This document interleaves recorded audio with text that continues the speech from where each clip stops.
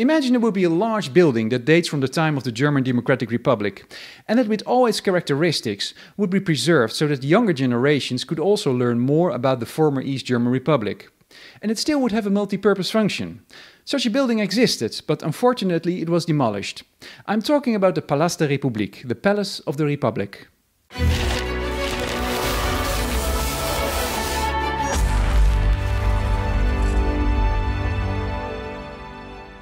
Hi and welcome to another East Germany Investigated video.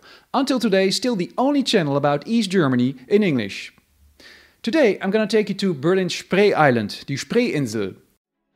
On its northern part, called Museums Island, you can find a number of exceptional museums, such as the Altes Museum, Neues Museum, Bodemuseum and the Alte Nationalgalerie. And the Berliner Dom, the Berlin Cathedral. The Spree Island was also the home to the Palast der Republik.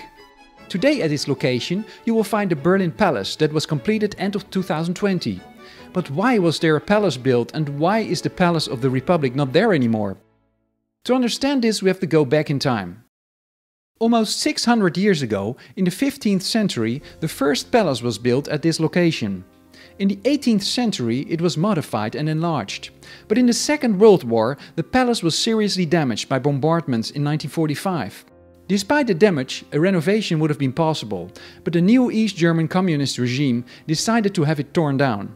The palace was seen as a symbol referring to a past monarchy, and therefore they wanted it to be removed. Demonstrations against the destruction of this important piece of cultural heritage were ignored, and the palace was blown up in 1950. For years the site was an empty square that was given the name Marx-Engels Platz. The square was used for demonstrations, military parades and other events. Many plans were made to construct a new building that would function as a government building as well as a leisure and cultural center for the people, following Soviet examples. However, it took more than 2 decades for a final decision to be made, and in November 1973, construction of the Palast der Republik, the Palace of the Republic, officially started. A total of 4,000 workers completed the construction work in 32 months, which was according to planning. Also, soldiers helped as construction workers. They were cheap employees, and to the soldiers the job was a lot safer compared to their real job. Nevertheless, the total planned cost of 250 million marks were exceeded. Several sources indicate final amounts between 500 million and a billion marks. On April 23, 1976, the Palast der Republik was officially opened. It was intended to be a house for the people, and that certainly became true. In the huge building of 180 by 86 meters, 590 by 280 feet, you could find 7 restaurants, bars and cafes with prices that were affordable to all GDR citizens.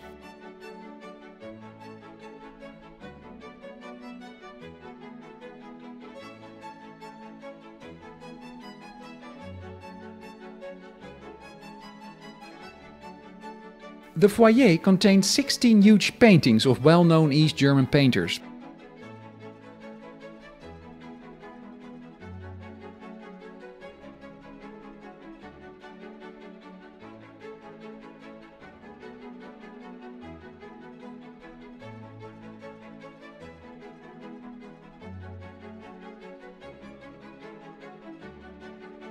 Another characteristic piece of art was the so-called flower made of steel and glass, weighing 5,000 kilograms, 11,000 pounds.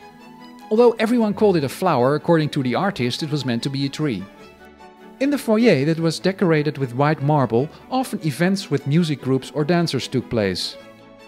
The palace was illuminated with almost 10,000 globe lights and therefore also got the name Erich's Lampenladen, Erich's lamp store, referring to Erich Honecker, the head of state.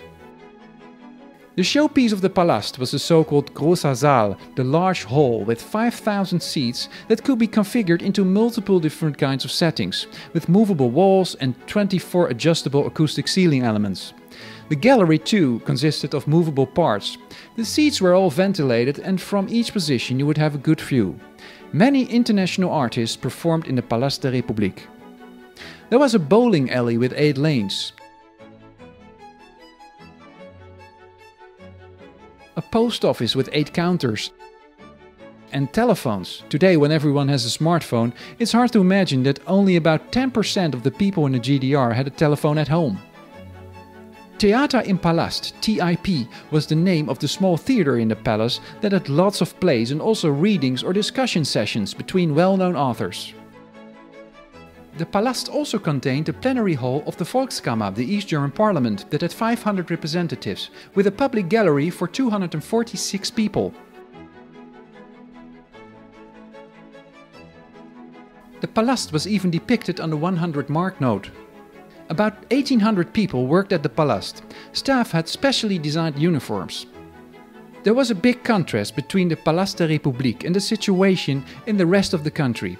The palace was an illusory world of how the GDR was supposed to be. In October 1989, just 1 month before the Berlin Wall crumbled, Gorbachev visited Berlin, and the Palast was also the location where thousands of people demonstrated, trying to get Gorbachev's attention.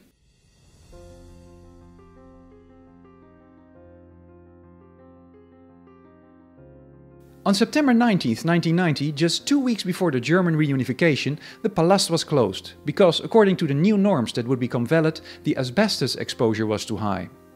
End of the 90s, a certified company started to remove the asbestos. In 2003 the job was done. 5,000 tons of sprayed asbestos had been removed. Attempts to make the Palast der Republik a monument hadn't succeeded. Lots of discussions and protests at the end had only led to a delay of its demolition. The final decision to destruct the building was made in January 2006, and 1 month later the demolition work started, which took almost 2 years and was not an easy job because the palace was built in a concrete tub to protect the building against the groundwater. Suddenly removing everything would damage the foundation of the Berlin Cathedral at the other side of the street. I remember reading an interview with the manager in charge who constantly stated, "It's not demolishment, it's dismantling." Rückbau in German. Given the solid construction of the building, a simple wrecking ball wouldn't get you very far. The nice thing with steel is that you can recycle it. 19,000 tons of steel were used for the Burj Khalifa in Dubai, and they also used some of it to produce Volkswagens. Why did the palace need to disappear? The reason is this building, the new rebuilt Berliner Schloss. Although the rebuilt Berlin Palace may not be visually unattractive, the question is if it was worth the cost. 120 million euros to demolish the Palast der Republik and more than 700 million euros to rebuild the Schloss. But also the question is of course if it was a wise decision from a historical and cultural perspective. Till its closure, a total of 60 million people visited the Palast der Republik. Even now, 15 years after its demolition, the Palast has not been forgotten. Some items can be found in a new Schloss. Some furniture and the paintings I mentioned earlier are shown in the German Historical Museum.